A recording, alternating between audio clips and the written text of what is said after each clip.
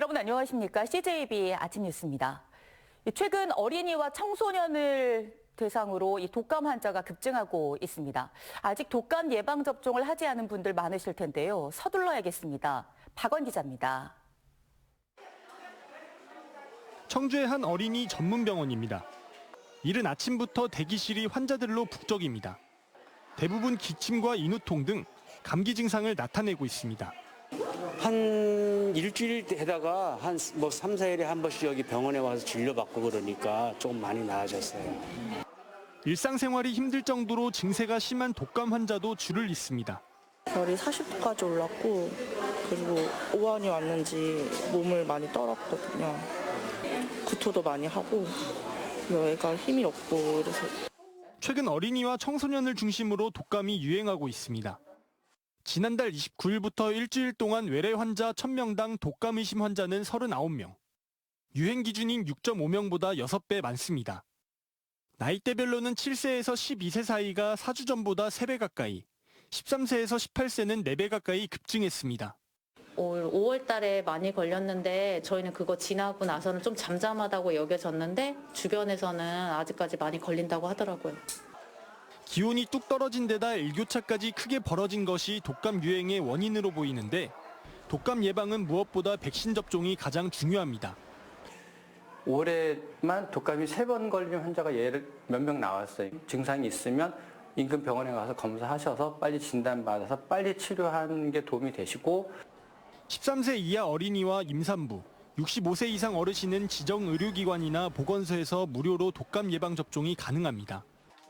당분간 독감이 유행할 가능성이 높은 만큼 전문가들은 마스크 착용과 손 씻기 등 예방수칙 준수도 당부하고 있습니다.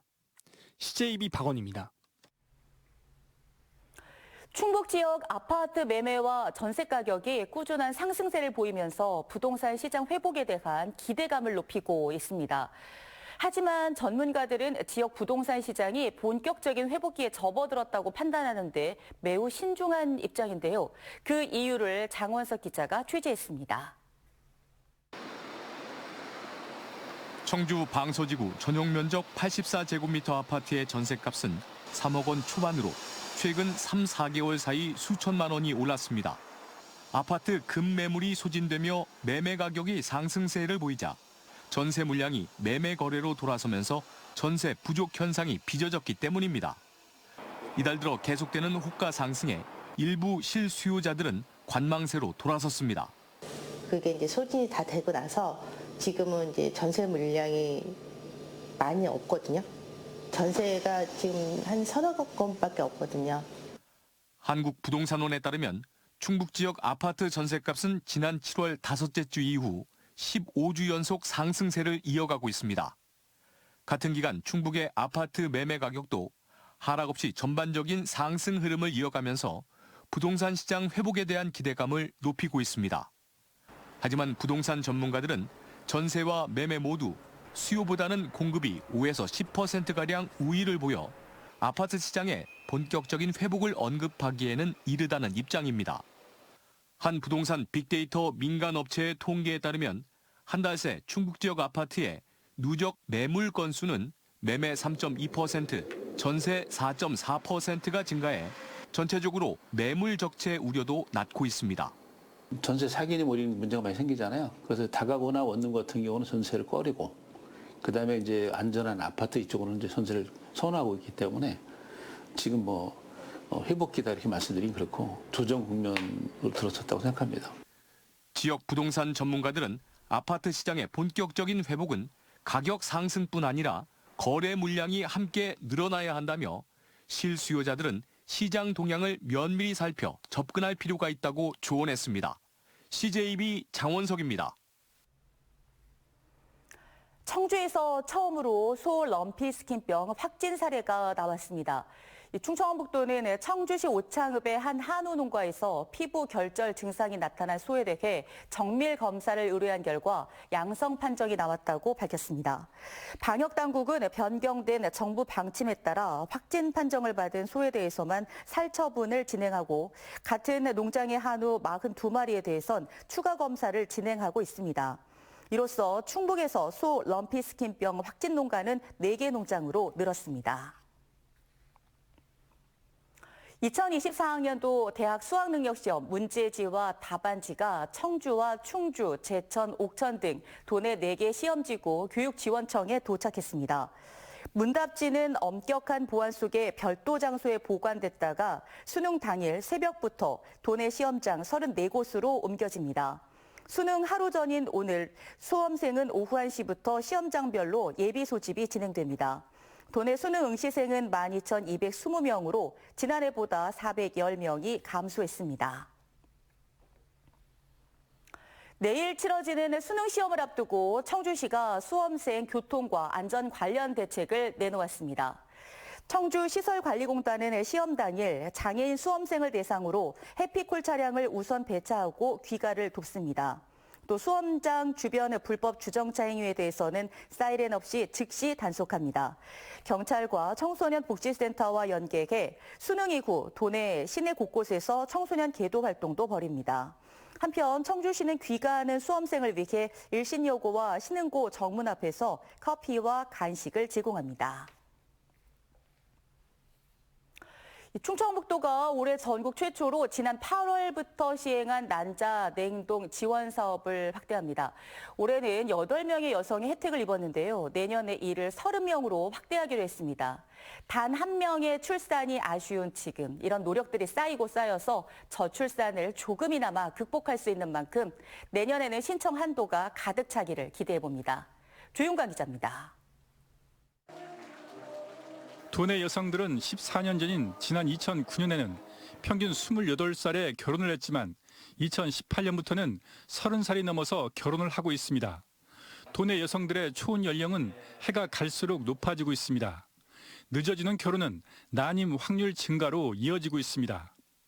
나이가 들면 들수록 노화에 따라서 가임력이 떨어지거든요. 그래서 가면 갈수록 난임 부부도 증가하고 있는데 연령이 높아질수록 난소 기능이 떨어지고 기능을 회복시킬 의학적 방법도 없는 상황에서 충청북도는 지난 8월부터 난자 냉동 시술비 지원 사업을 전국 처음으로 시행했습니다. 첫 해는 모두 8명이 신청했습니다.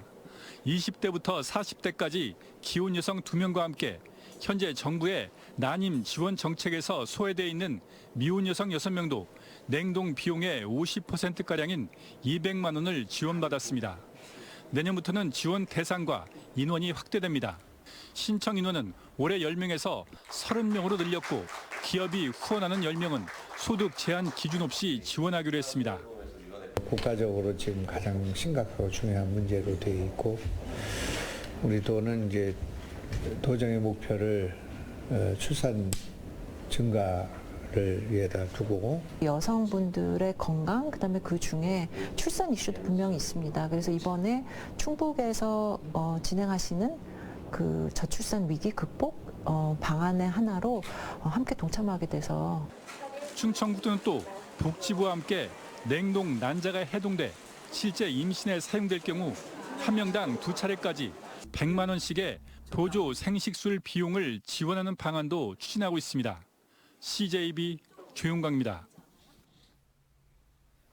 소아과, 산부인과 같은 필수 진료 과목에 대한 의료계의 기피 현상이 심해지면서 지역의 필수 의료가 위기에 놓여 있는데요. 이런 상황에서 청주의 한 민간 병원이 필수 의료를 대폭 강화해 눈길을 끌고 있습니다. 김세희 기자입니다. 청주에서 야간 소아과 진료를 볼 수 있는 병원은 5곳. 이마저도 요일을 번갈아 운영하는 곳이 많아 대부분 응급 상황이 발생하면 대형 병원 응급실을 찾을 수밖에 없습니다. 소아과뿐만 아니라 야간분만이 가능한 산부인과도 4곳에 불과합니다. 충북대병원 산부인과의 경우도 2명의 교수가 야간 응급분만을 도맡아 하고 있습니다. 도내 다른 시군의 경우 야간 진료병원은 찾아볼 수 없는데 이는 충북 지역의 필수 의료 인프라가 얼마나 열악한지 보여주고 있습니다. 특히 소아청소년과나 산부인과, 응급의학과 이런 데가 많이 부족을 해요. 의사들을 좀 많이 다 채용을 해야 되고 공급을 해야 되는데 그게 좀 어려운 점이 많이 있죠. 이런 가운데 청주의 한 민간병원이 필수 의료를 강화해 눈길을 끌고 있습니다. 이 병원 소아과는 최근 소아청소년과 전문의를 채용해 맞벌이 부부가 퇴근 후에도 아이 진료를 쉽게 볼 수 있도록 다음 주부터 야간 진료를 시작하기로 결정했습니다. 소아과가 부족한 데다 야간 진료가 어려웠던 주민들에게는 희소식입니다. 가까이 있는 병원이 10시까지 한다면은 이게 안심하고 이쪽으로 바로 데려오고 올 수가 있어서 너무 좋더라고요. 또한 집중적으로 아이들만 치료할 수 있도록 다음 주부터 병원 한 개층을 소아 전담 입원 병동으로 운영합니다. 오창, 오송, 강내, 조치원까지 아기들이 입원할 수 있는 병원이 없어요. 딱 소아 환자들만 밟는 병동을 만들었어요. 소아과와 마찬가지로 다음 주부터 산부인과 진료도 시작합니다. 다만 이 병원의 경우도 산부인과 전문의 인력 확보에 어려움을 겪으며 분만 진료는 일단 미뤄둔 상태입니다.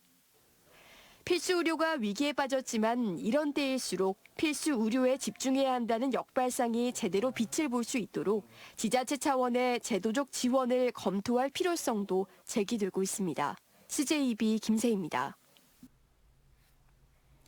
충청북도가 오는 2032년까지 1조 8천억 원을 투입해 미호강 수질 개선과 친수 여가 공간 조성을 위한 4개 분야 170개 세부 사업을 추진합니다.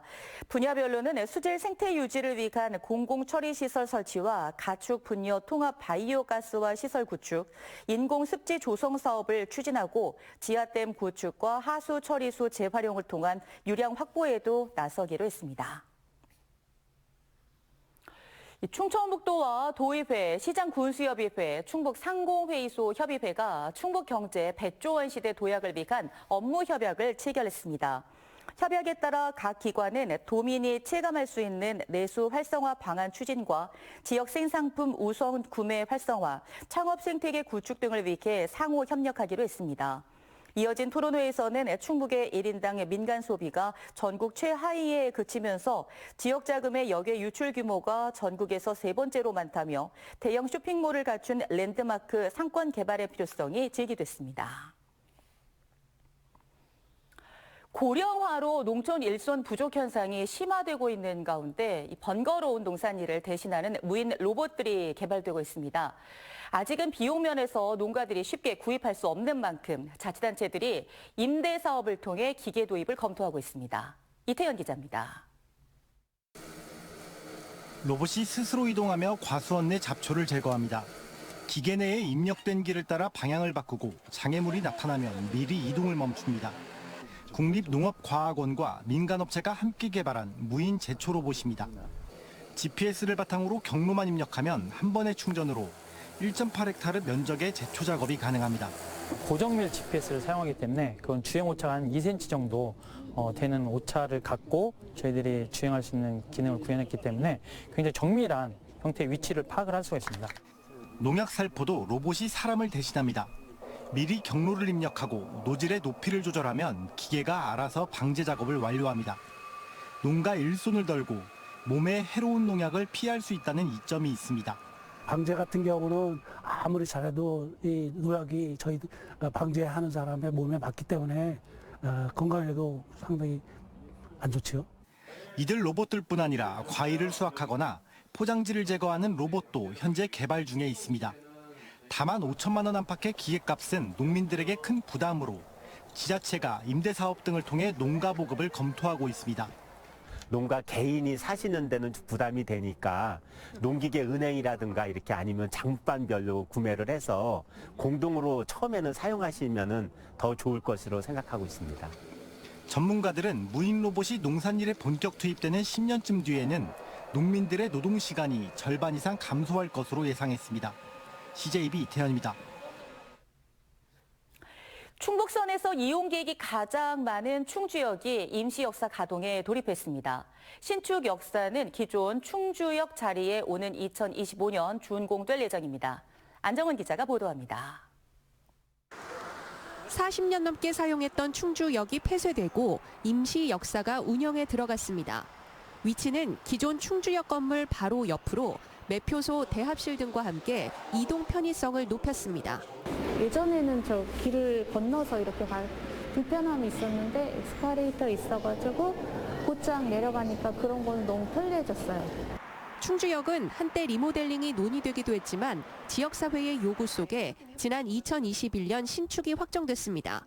단양역과 제천역이 신축된 데 반해 충주역은 충북선에서 이용객이 가장 많은 역임에도 불구하고 시설 개선이 이루어지지 않았기 때문입니다. 또 충북선 철도 고속화 사업으로 수서에서 거제 구간, 목포에서 강릉 구간을 잇는 X축 국가철도망이 구축되면 중심축이 되는 충주역 이용객은 하루 1,700명에서 오는 2030년 13,000명으로 8배 가까이 증가할 것으로 예측됩니다. 수도권과의 접근성이 향상이 돼서 철도 이용객이 현저히 증가될 것으로 예상됩니다. 이에 대비하여 기존 노후화된 역사를 신축하고 주차장을 조성해서 여기에 충주에서 이천 부발까지 연결된 중부내륙선 철도 KTX 이음은 올해 말 판교까지 연결될 예정입니다. 충주 판교간 직통열차가 다음 달 말에 개통될 예정이고 그러면 충주에서 판교까지 약 60분에 이동하실 수 있게 됩니다. 국가철도공단은 오는 2025년까지 257억 원을 들여 기존 역사의 2.5배 규모로 새 역사를 준공할 계획입니다. 내년에 이제 이천문경 구간 개통 후에도 임시 역사를 계속 이용하게 되고 신축 역사는 기존 역사 부지에 2025년 개통을 목표로 공사가 예정되어 있습니다. 기존 충주 역사는 이르면 이달 말 철거되는 가운데 충주가 철도 거점 도시로 거듭나기 위해 속도를 내고 있습니다. CJB 안정원입니다. 월악산 국립공원 사무소가 산불 예방과 자연 보호를 위해 월악산 국립공원 24개 탐방로 가운데 4개 탐방로 출입을 통제합니다. 통제 구간은 지릅제에서 마패봉, 하늘제에서 포암산을 거쳐 만수봉 삼거리, 마패봉 삼거리에서 부봉을 거쳐 하늘제, 월악로에서 악어섬 전망대입니다. 또 국립공원 내에 흡연과 취사 등 불법행위 적발 시 최대 200만 원의 과태료를 부과할 계획입니다. 청주시가 오는 18일부터 다음 달 18일까지 청주권 광역 소각시설 1호기 정기 점검에 들어갑니다. 현재 청주권 광역 소각시설 1, 2호기의 하루 평균 처리량은 하루 390톤 정도이지만 발생량은 420톤으로 이미 처리 용량을 넘어선 상태입니다. 이에 따라 청주시는 민간 소각시설에 상시 위탁 처리하고 있는 상태로 공공소각시설 증설의 필요성이 계속 제기되고 있습니다. CJB 아침 종합 뉴스를 마칩니다. 고맙습니다.